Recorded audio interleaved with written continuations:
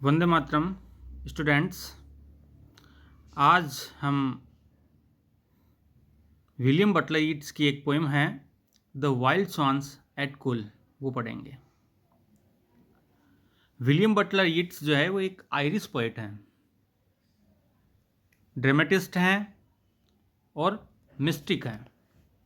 Mistake से means होता है रहस्यवादी वगैरह, जो पोएट वगैरह होते हैं। आयरिश लिटरेरी जो रिवाइवल हुआ था उसके अंदर भी उन्होंने एक महत्वपूर्ण रोल अदा किया था और अबे थिएटर जो था उसको को फाउंडर के रूप में उनको जाना जाता है। को फाउंडर से मतलब होता है उसके सहायक जो खोज करता है। उनको नोबेल प्राइज़ मिला था लिटरेचर के लिए, साहित्य के लिए 1923 के अंदर। यह हमारी जो पोएम है the wild swans at Coole, ये पब्लिश हुई थी 1917 के अंदर।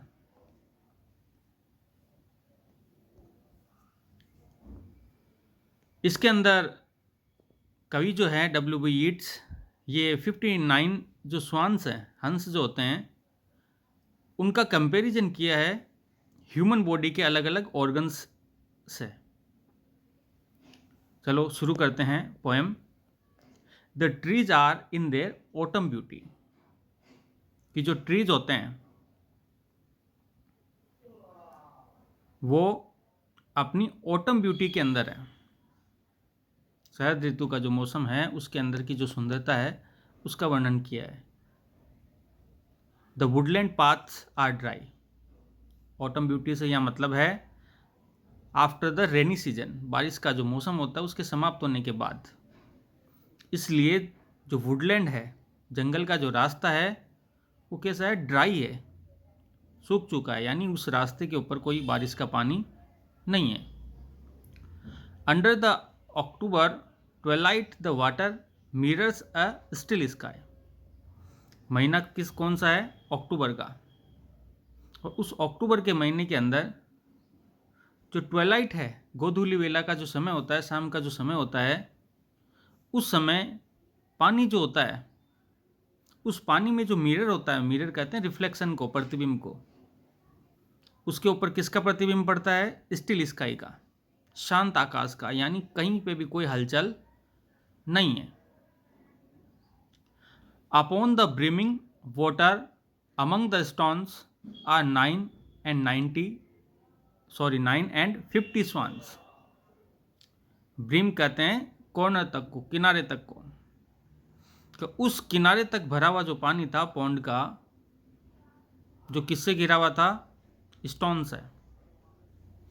उस पानी के अंदर ऊपर कौन बैठे थे, स्वान्स बैठे थे, और उनकी जो संख्या है टोटल वो कितनी है, 9 and 50, यानी 59 स्वान्स टोटल थे, जिसका कंपैरिजन किया गया है ह्यूमन पार्ट से, ऑर्गन से।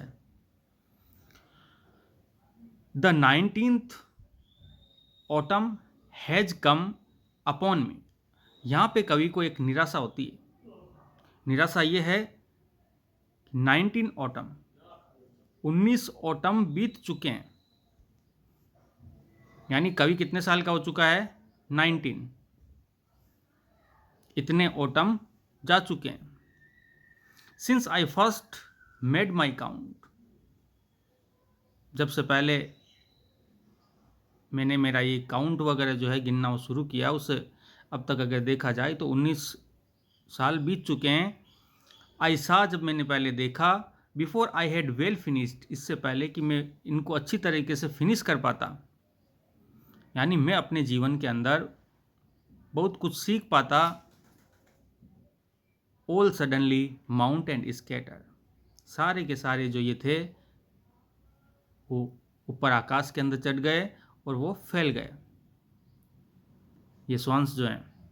व्हीलिंग, एक चक्र बनाते हुए, इन ग्रेट ब्रोकन रिंग्स, लेकिन उनका जो चक्र है बनाया हुआ है टूटा हुआ, यानी एक साथ गोल में नहीं है। जैसे हम आकाश में देखते हैं पक्षियों को शाम के समय, सुबह के समय वो एक घेरा बनाते हैं, लेकिन इनका जो घेरा था वो टूटा हुआ था। अपॉन देयर क्लेमरस विंग्स, और जब वो उड़ान भरते हैं तो उनके पंखों से एक शोरगुल, शोर शराबा सुनाई देता है। अब इसका कहने का मतलब जो है हमारे कवि का, वो ये है कि कवि की जो किशोर अवस्था थी, यानी बचपन जो था, किशोर अवस्था थी, वो बीत चुकी है। उसके बाद अब युवा अवस्था का दौर उसका शुरू हो चुका है, लेकिन उसने किशोर अवस्था के अंदर जो चीज़ें देखी थी वो सारी चीज़ें अब गायब हो चुकी है। यानी इंसान जो है वो एक उलझन के अंदर आ चुका है। I have looked upon those brilliant creatures, कवि कहता है कि जब मैं उनको देखता हूँ, वो शानदार सुंदर जो क्रिएचर्स हैं, प्राणी जो हैं, and now my heart is sure, जब उनको ऊपर आकाश की तरफ देखता हूँ तो मेरा जो दिल है वो दुखी हो जाता है। श्योर कहते हैं दुखी होने को। All is changed since I hearing at twilight, अब सारी चीज़ें जो है वो बदल चुकी है जब से मैंने उनको सुनना शुरू किया था। ट्वेलाइट के समय, गोधूली वेला के समय जब से मैंने उनको सुनना शुरू किया, तब से सारी चीज़ों में बदलाव आ चुका है। The first time on the shore, कि पहली बार जब उनको इस किनारे पे देखा गया था, the bell beat of their wings above my head, तो वो क्या कर रहे थे, अपने पंखों को फड़फड़ाते ऊपर मेरे सिर के ऊपर जब उड़ान भर रहे थे, तो उनके पंखों का एक शोरगुल उत्पन्न हो रहा था, उसका शोर सुनाई दे रहा था। ट्रोड विद अ लाइटर ट्रेड, लेकिन मैंने उस समय सामान्य से हल्की जो चाल होती है उस चाल से चलने का उस समय काम किया था।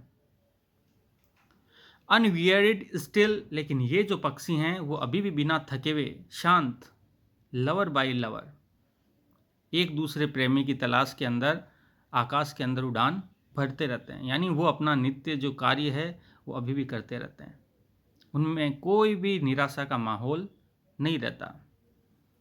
दे paddle in the cold compensable streams और क्लाइम द एयर, अब वो पानी के अंदर भी, जो ठंडा पानी होता है उसके अंदर भी जो कंपेंसनेबल होता है, कंपेंसनेबल का मतलब होता है अनुकूल उनके, वो स्ट्रीम का भी हो सकता है, नदी या धारा का भी हो सकता है, उसके अंदर भी वो पैडल करने का, थपथपाने का काम करते हैं, या हवा के अंदर, आकाश के अंदर उड़ान भरने का काम करते हैं।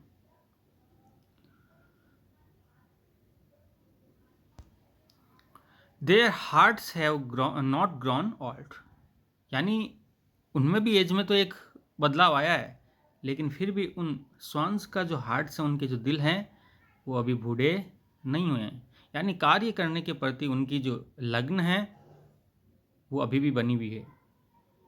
पैशन और कॉन्क्वेस्ट, जो भावनाएं हैं या जो जीत है, विजय, वंडर, वो भी चलती रहती है।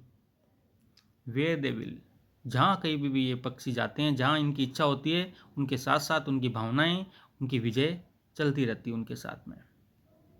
अटेंड अपॉन देम स्टिल, उनका पीछा वो चीज़ें नहीं छोड़ती है।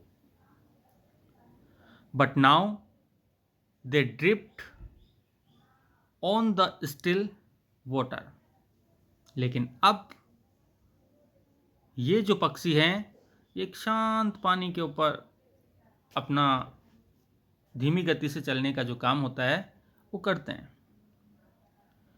मिस्टीरियस किस रूप में, एक रहस्यमयी रूप में, ब्यूटीफुल, और उनको अब जब हम देखते हैं इस दृश्य के अंदर तो ये एक दृश्य सुंदर दृश्य होता है।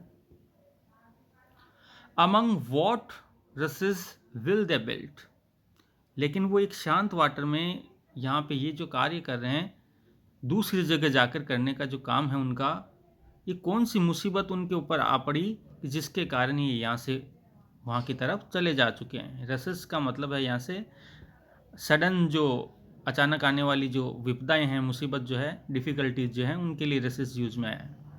इस जगह को छोड़कर वो दूसरी जगह शिफ्ट हो चुके हैं। बाय वॉट लेक्स एज और पुल, चाहे कोई सी भी झील या उसका किनारा हो या तालाब उसका किनारा हो, डिलाइट मैंस आइज, जहाँ कहीं पे भी वो जाएंगे तो वो इंसानों की आँखों को सुंदरता दिखाने का काम करेंगे। यानी जो लोग भी जहाँ भी उनको देखेंगे उनको प्रसन्नता होगी उनको देखकर।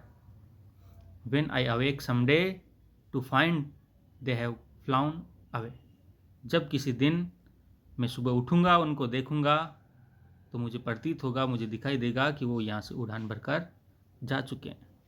यानी इंसान क्या करता है, अपनी मुसीबत के अंदर कुछ कार्य नहीं करता, वो सोच विचार में रह जाता है।